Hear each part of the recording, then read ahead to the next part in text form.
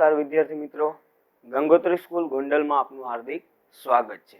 વિદ્યાર્થી મિત્રો, આજે આપણે ધોરણ 8 વિષય ગણિત ચેપ્ટર નંબર 1 સમય સંખ્યાઓમાં આપણે શરૂઆત આજે કરવાની છે। તો ચાલો મિત્રો, આપણે આજે શરૂઆત કરીએ થિયરીથી।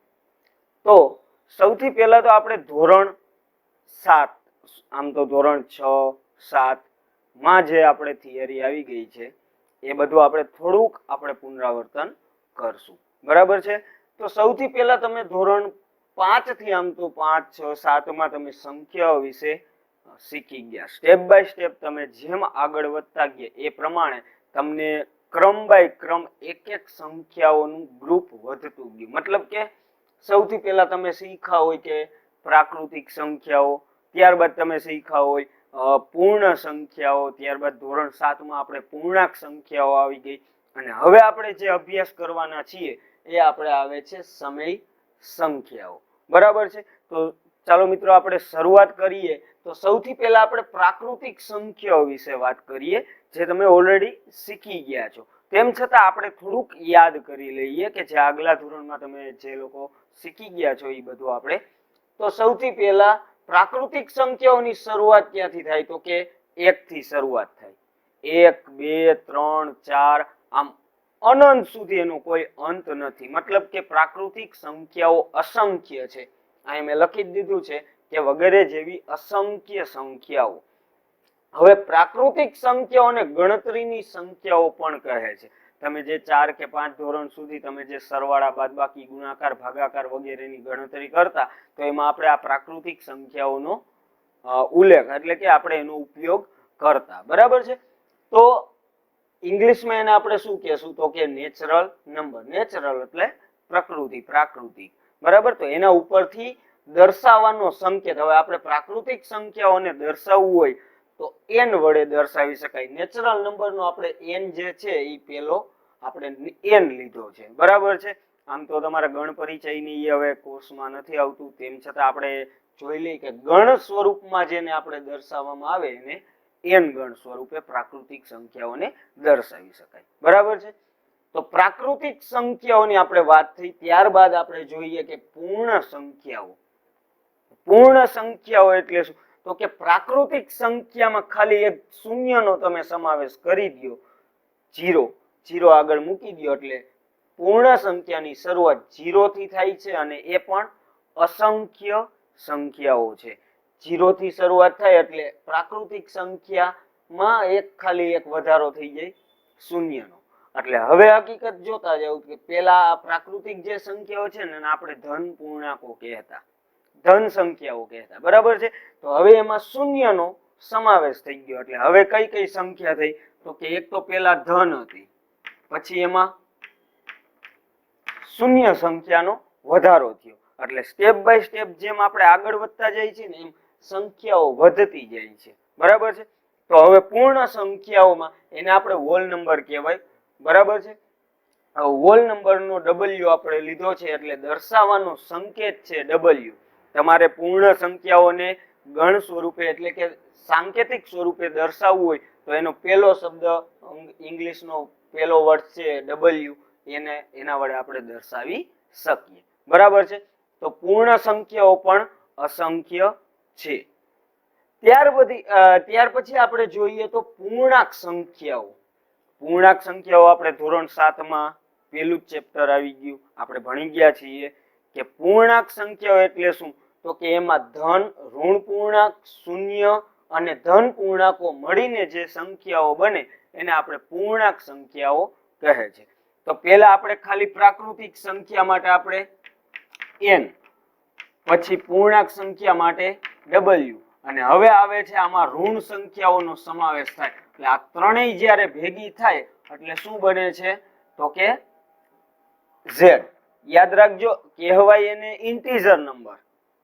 પૂર્ણાંક સંખ્યાઓ જે છે એને આપણે કહેશું ઇન્ટીજર નંબર, પણ જ્યારે આપણે એનો ત્રણેયનો સમાવેશ કરીએ ત્યારે એ પૂર્ણાંક સંખ્યાઓ બને છે, જે ઓલરેડી આપણે ધોરણ 7 માં એના સરવાળા, બાદબાકીના નિયમો વગેરેનો આપણે અભ્યાસ કર્યો છે, બરાબર।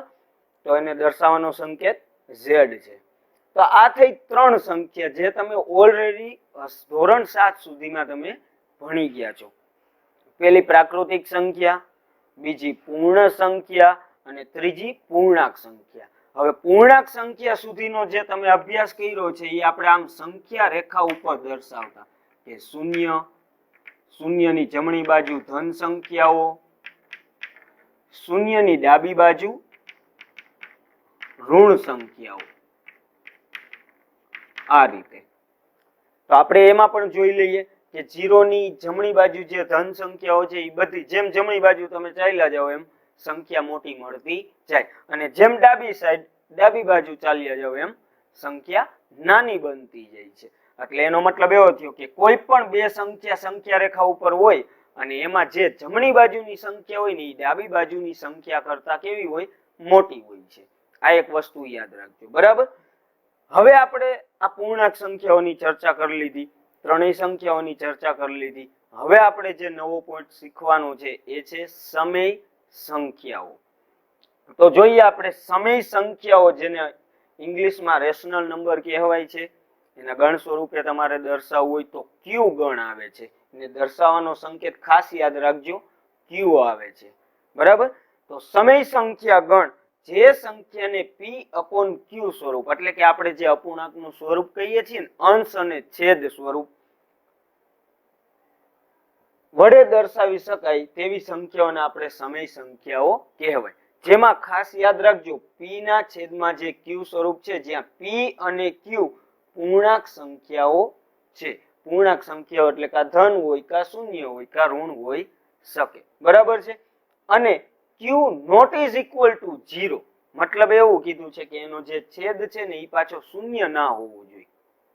આ એક વસ્તુ યાદ રાખજો, એનો છેદ જે છે એ શૂન્ય હોવો જોઈએ નહીં. બરાબર છે. લખી શકાય તેવી સંખ્યાને સમય સંખ્યા કહેવાય છે. હવે શૂન્ય ના હોય તો એનો મતલબ એવો થયો કે p છે ને એ કોઈ પણ ધન, ઋણ કે શૂન્ય હોઈ શકે, પરંતુ q છે એ ફક્ત ને ફક્ત આપણે કેવી ગણવાની છે? ધન સંખ્યા. બરાબર છે. અને આપણે ઋણ પણ આવશે તો આપણે એ પ્રમાણે પણ ગણતરી કરવાની રહેશે. હવે દાખલા તરીકે અહીંયા તમને ઉદાહરણ આપ્યા છે 3/7 -4/9 પછી 5, 8 એ સમય સંખ્યાઓ છે. તો હવે આપણે સમય સંખ્યાઓમાં અપૂર્ણાંકોનો સમાવેશ કરી શકાય.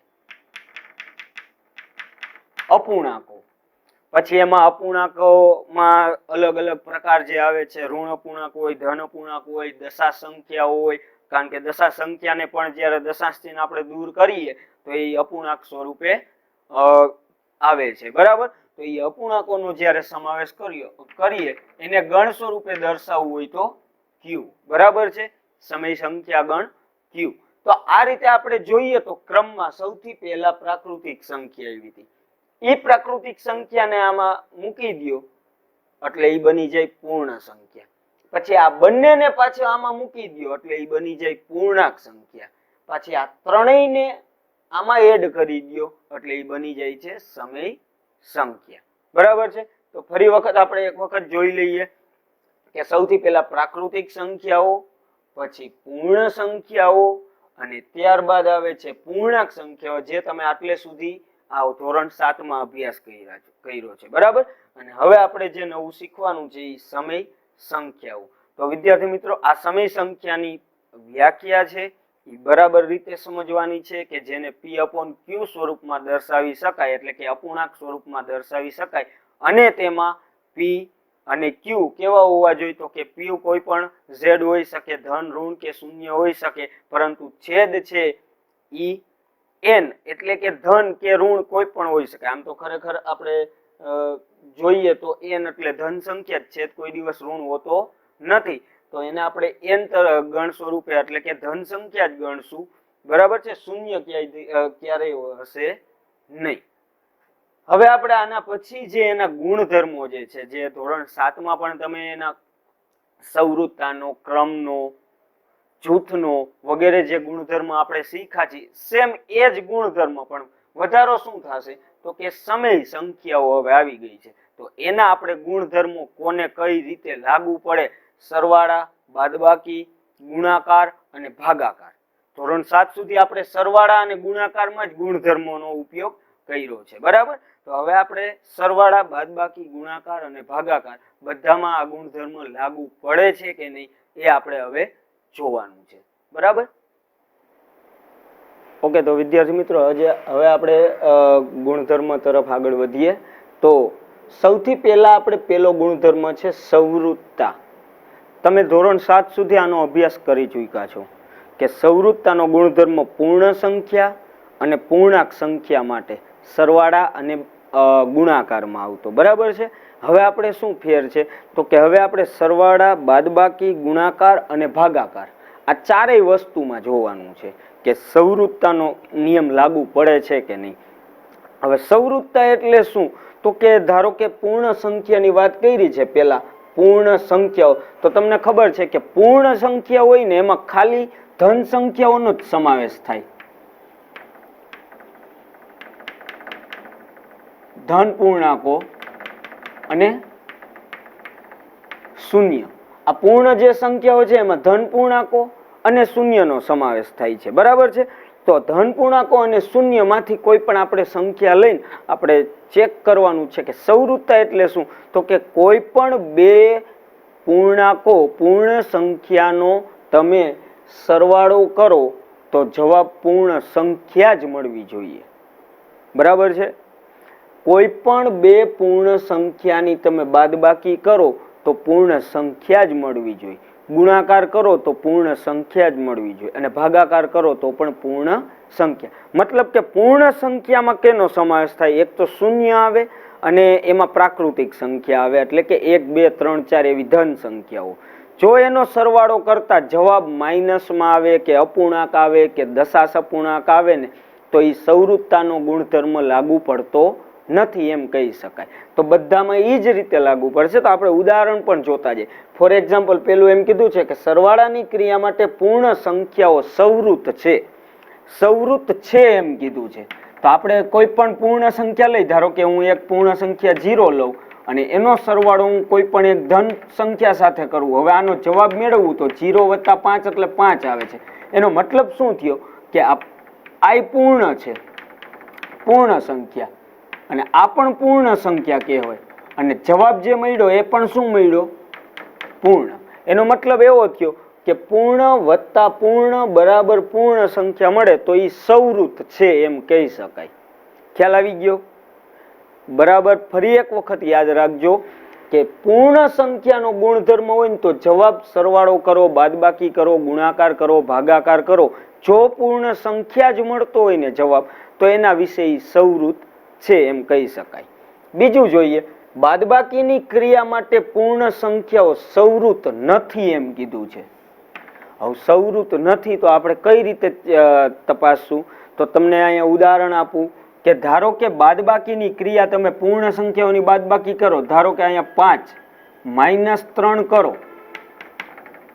તો 5 માંથી 3 જાય તો 2, અહીંયા સંવૃત્ત થાય છે. મતલબ કે અહીંયા પૂર્ણ સંખ્યાની બાદબાકી કરો તો પૂર્ણ સંખ્યા આવે છે, પરંતુ હું એક રકમ બીજી લખું, આ રકમને બદલાવી નાખું, 3 - 5 બરાબર જવાબ -2 આવે છે. કઈ રીતે? તમે પૂર્ણાંક સંખ્યાના નિયમ ધોરણ 7 માં શીખી જ ગયા છો કે બંનેની બાદબાકી કરી મોટા પદની નિશાની મૂકવાની હોય, બરાબર. તો અહીંયા જો આ પૂર્ણ સંખ્યા અને આ પણ પૂર્ણ સંખ્યા છે, એ બંને પૂર્ણ સંખ્યા વચ્ચે આપણે બાદબાકી કરી તો જવાબ આપણને પૂર્ણાંક મળે છે, પૂર્ણ સંખ્યા મળતો નથી. હવે પૂર્ણ સંખ્યા નથી મળતો એટલે શું થયું તો કે સંવૃત્ત નથી, બરાબર છે. ત્યાર પછી ત્રીજું, ગુણાકારની ક્રિયા માટે પૂર્ણ સંખ્યાઓ સંવૃત્ત છે. બે કોઈ પણ ધન સંખ્યા લઈ લો કે શૂન્ય પૂર્ણાંક લઈ લો, તમે એનો ગુણાકાર કરો, અહીંયા બે સંખ્યા લઈ લઈ, 5 × 3 5 તેરી 15 તો પૂર્ણ સંખ્યા જ જવાબ મળે છે, એટલે એના માટે પણ એ સંવૃત્ત છે. તો સૌથી પહેલા જોઈ લઈ, સરવાળાની ક્રિયા માટે પૂર્ણ સંખ્યાઓ સંવૃત્ત છે, બાદબાકી માટે નથી, ગુણાકાર માટે છે, અને ભાગાકારની ક્રિયા માટે પૂર્ણ સંખ્યાઓ સંવૃત્ત નથી. નથી શબ્દ આવ્યો છે એટલે આપણે પાછું ચેક કરી લઈ. હું તમને સીધું આની બાદબાકીની જેમ જ તમને ઉદાહરણ આપું કે કોઈ પણ તમે બે સંખ્યા લ્યો, એનો ભાગાકાર કરો. ધારો કે 15 ભાગ્યા 3 કરો તો જવાબ પૂર્ણ સંખ્યા મળે છે, પરંતુ 24 ભાગ્યા 5 કરો, 24 ભાગ્યા 5 કરો તો જવાબ જો ભાગ ચાલશે નહીં, એટલે જવાબ શેમાં જતો રહેશે? અપૂર્ણાંકમાં, દશાંશ અપૂર્ણાંકમાં ને એમાં જતો રહેશે. તો દશાંશ અપૂર્ણાંકનો સમાવેશ તો પૂર્ણ સંખ્યામાં થાય નહીં. હવે પૂર્ણ સંખ્યામાં ન થાય એટલે એ સંવૃત નથી. આ વસ્તુ ખાસ યાદ રાખજો, બરાબર છે. એવી જ રીતે હવે બીજું છે એમાં પૂર્ણાંક સંખ્યાઓ. હવે વાત કરીએ પૂર્ણાંક સંખ્યાઓ જે છે એ દરેક પૂર્ણાંક માટે સંવૃત છે કે નહીં.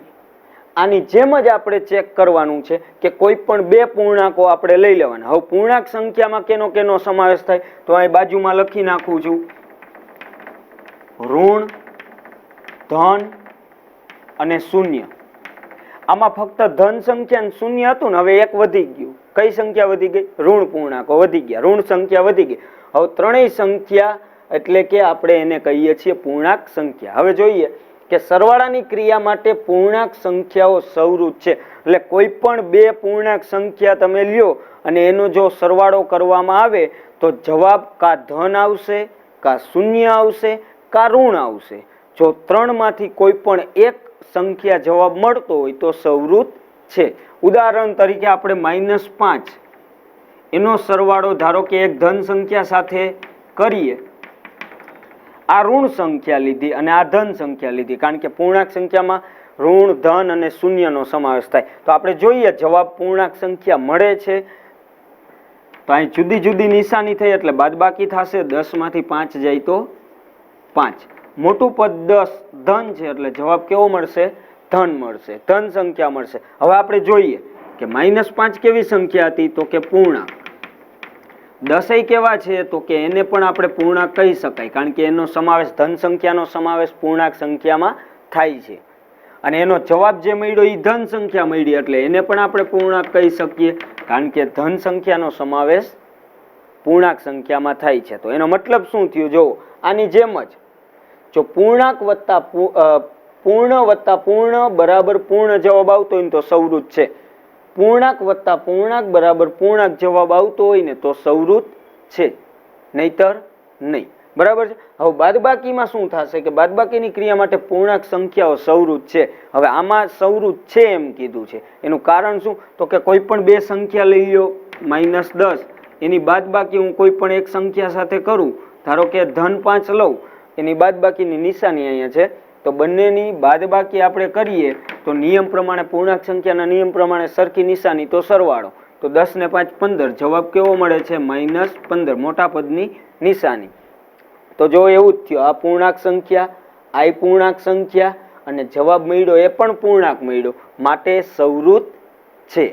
સંવૃત એટલે સરખાપણું, કે એનું જે એરિયો વિસ્તાર આપણે કહીએ ને કે આમ વિસ્તાર નક્કી કર્યો છે કે ભાઈ પૂર્ણ સંખ્યા છે તો એમાં ફક્ત ધન સંખ્યા અને શૂન્યનો જ સમાવેશ થવો જોઈએ, બીજા કોઈને નહીં.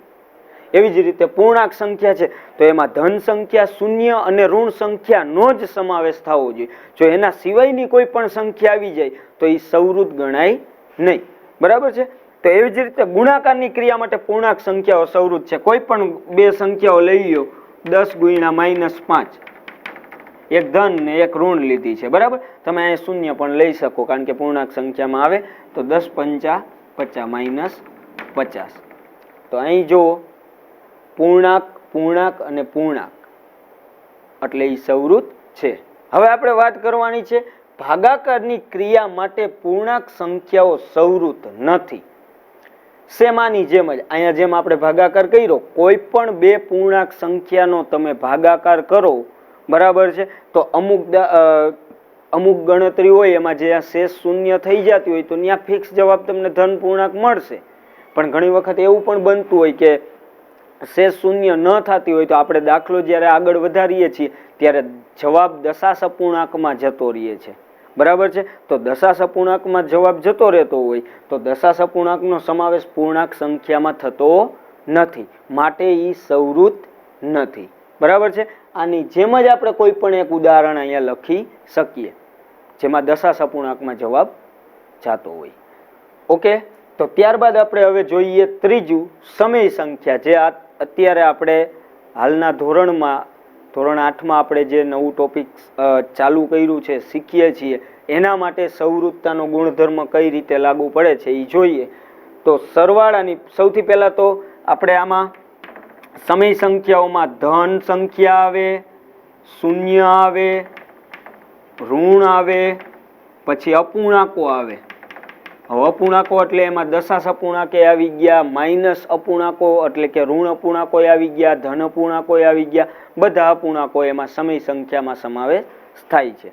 તો એટલે આમાં ટૂંકમાં આપણે સમજવાનું છે કે સરવાળાની ક્રિયા માટે સમય સંખ્યાઓ સંવૃત છે. હવે છે તો શા માટે? કોઈ પણ બે સંખ્યા આની જેમ જ આપણે લઈ લો, પછી અપૂર્ણાંક લ્યો તોય ચાલે, દશાંશ અપૂર્ણાંક લ્યો તોય ચાલે, તમે એનો સરવાળો કરો એટલે જવાબ તમને કા ધન સંખ્યા મળશે, કા શૂન્ય મળશે, કા ઋણ સંખ્યા મળશે, કા અપૂર્ણાંકમાં જવાબ મળશે. બરાબર? તો એ સંવૃત છે. એવી જ રીતે બાદબાકીની ક્રિયા માટે સમય સંખ્યાઓ સંવૃત છે. અહીં કોઈ પણ અપૂર્ણાંક તમે લઈ લો તોય ચાલે, 1/2 વત્તા 1/2 આમ કરું. બરાબર છે? સામાન્ય ઉદાહરણ દ્વારા આપણે સમજૂતી કે આ અપૂર્ણાંક એટલે સમય સંખ્યા થઈ, આ સમય સંખ્યા થઈ, તો સમય સંખ્યા વત્તા સમય સંખ્યા બરાબર સમય સંખ્યા જવાબ મળ્યો. હવે તમને એમ થાય કે એક તો પૂર્ણ સંખ્યા, તો યાદ રાખજો જે ઉપરથી જે સંખ્યાઓ ચાલી આવે છે ને, પૂર્ણને તમે સમય કહી શકો, પૂર્ણાંક નહીં તમે સમય કહી શકો, એટલે અહીંયા સમય સંખ્યા જ જવાબ મળ્યો, એટલે સંવૃત છે. એ જ રીતે બાદબાકીની ક્રિયા માટે સમય સંખ્યાઓ સંવૃત છે. તમે કોઈ પણ બે સંખ્યા લઈ લો, અપૂર્ણાંક, દશાંશ અપૂર્ણાંક, સમય સંખ્યામાંથી કોઈ પણ બે સંખ્યા લ્યો, એની બાદબાકી કરો અને જવાબ તમને સમય સંખ્યા જ મળશે. એટલે આમાં જેમ અહીંયા ઉપર કેમ લખ્યું એ જ પ્રમાણે સમય સંખ્યા માઇનસ સમય બરાબર જવાબ પણ સમય સંખ્યા જ મળવો જોઈએ. જો સમય સંખ્યા ન મળતો હોય તો સંવૃત નથી, પણ અહીં બધી ગણતરીમાં તમે બાદબાકી કરશો સમય સંખ્યાઓની તો જવાબ સમય સંખ્યા જ મળશે, એટલે એના માટે પણ આ ગુણધર્મ સંવૃત છે. બરાબર છે? ત્યાર પછી ત્રીજું આવે છે ગુણાકારની ક્રિયા માટે સમય સંખ્યાઓ સંવૃત છે. ગુણાકારની ક્રિયાઓ માટે પણ સમય સંખ્યા, જે સરવાળાને નિયમ લાગુ પડે છે ને એ જ વધારે પડતા બધા ગુણાકારને લાગુ પડે છે. ખાસ આપણે બાદબાકી અને ભાગાકારમાં જોવાનું રહેશે. બરાબર? તો આમાં પણ સંવૃત છે, એટલે કોઈ પણ બે સમય સંખ્યાનો તમે ગુણાકાર કરી નાખો, 1/2 ગુણ્યા 3/4, ધારો કે આવા બે અપૂર્ણાંક મેં લીધા, અહીંયા અપૂર્ણાંક લઈએ એટલે તમને વધારે ખ્યાલ આવે, તો 3 એકુ 3 ને 2 ચોક 8. તો જો સમય સંખ્યા ગુણ્યા સમય સંખ્યા બરાબર સમય સંખ્યા જ જવાબ મળ્યો. ફરી એક વખત યાદ કરાવી દઉં, સમય સંખ્યામાં ધન સંખ્યા, ઋણ, શૂન્ય, અપૂર્ણાંકો બધાય, ઋણ હોય, અપૂર્ણાંક હોય, ધન અપૂર્ણાંક હોય, દશાંશ સંખ્યા, બધાનો આમાં અપૂર્ણાંકોમાં સમાવેશ થાય છે. હવે છેલ્લું ભાગાકારની ક્રિયા માટે એટલે કે શૂન્ય સિવાય, યાદ રાખજો શૂન્ય સિવાય સમય સંખ્યાઓ સંવૃત છે. ભાગાકારની ક્રિયાઓ માટે તમે કોઈ પણ બે સમય સંખ્યા લઈ લો, કોઈ પણ બે સમય સંખ્યા લ્યો અને એનો જો ભાગાકાર કરવામાં આવે શૂન્ય સિવાય, શૂન્ય આપણે લેવાનું નથી, શૂન્ય સિવાયની કોઈ પણ સમય સંખ્યા લ્યો અને એનો બંનેનો ભાગાકાર તમે કરો એટલે બે સમય સંખ્યા થઈ. એટલે આ રીતે થાય કે સમય સંખ્યા સમય ભાગ્યા સમય બરાબર જે જવાબ મળશે ભાગફળ એ પણ કેવું મળશે તમને? સમય સંખ્યા જ મળશે. કા તમને ધન સંખ્યા જવાબ મળે, કા ઋણ મળે. ઋણ તો ભાગાકાર આપણે કરતા નથી, શૂન્ય સિવાયની વાત કરી છે એટલે જવાબ શૂન્ય આવી શકે. બરાબર? એટલે શેષમાં, બાકી આપણે બીજે ક્યાંય વિચારવાનું નથી, ચોક્કસ જવાબ આવતો જ હોય. તો ત્યાર પછી અપૂર્ણાંક આવી શકે, દશાંશ અપૂર્ણાંક આવી શકે, એ રીતે. હવે આપણે ભાગાકાર કરતા હોય ત્યારે મોસ્ટ ઓફ કા પૂર્ણ સંખ્યા જવાબ આવતો હોય, પૂર્ણ સંખ્યા, અથવા તો આપણે દશાંશ ચિહ્નમાં એને ફેરવીએ, શેષ જ્યારે શૂન્ય ન વધતી હોય તો દશાંશ અપૂર્ણાંકમાં જવાબ જતો રહેતો હોય. હવે એ જ દશાંશ અપૂર્ણાંક છે એને તમે સાદા અપૂર્ણાંકમાં પણ ફેરવી શકો. બરાબર છે? અંશ અને છેદ સ્વરૂપમાં. એટલે આ એક ખાસ વસ્તુ યાદ રાખજો કે જો ભાગાકારમાં આપણે શૂન્યનો સમાવેશ કરવાનો નથી, શૂન્ય સિવાયની કોઈ પણ સમય સંખ્યાનો તમે ભાગાકાર કરો એટલે જવાબ સમય સંખ્યા જ મળશે. એટલે શૂન્ય સિવાય માટે એ સવૃત છે. બરાબર છે. તો આમાં તમે જોઈ શકો છો કે પેલા પૂર્ણ સંખ્યાઓમાં સરવાળા માટે સવૃત છે, બાદબાકી માટે નથી, ગુણાકાર માટે છે, ભાગાકાર માટે નથી. પછી પૂર્ણાંક સંખ્યાઓમાં સરવાળા માટે સવૃત છે, બાદબાકી માટે છે, ગુણાકાર માટે છે અને ભાગાકાર માટે નથી. એવી જ રીતે સમય સંખ્યાઓમાં બધામાં સવૃત છે એમ જ આવશે. એક છેલ્લે ભાગાકારમાં શૂન્ય સિવાયની સંખ્યામાં સવૃત છે. જો શૂન્ય લેવામાં આવે તો સવૃત નથી, કારણ કે ભાગાકાર શક્ય નથી. બરાબર. તો આ રીતે પેલો આપણે ગુણધર્મ જોયો સવૃતતાનો. ત્યાર પછી આપણે હવે જોવાનો રહેશે ક્રમનો ગુણધર્મ. બરાબર છે. તો ફરી વખત આપણે જોઈએ સવૃતતા, ત્યારબાદ હવે બીજો ગુણધર્મ જે આવે છે તે ક્રમનો ગુણધર્મ છે. એ ક્રમનો ગુણધર્મ હવે આવતા લેક્ચરમાં, નેક્સ્ટ લેક્ચરમાં આપણે જોશું. ધન્યવાદ. ખૂબ ખૂબ આભાર. Thank you.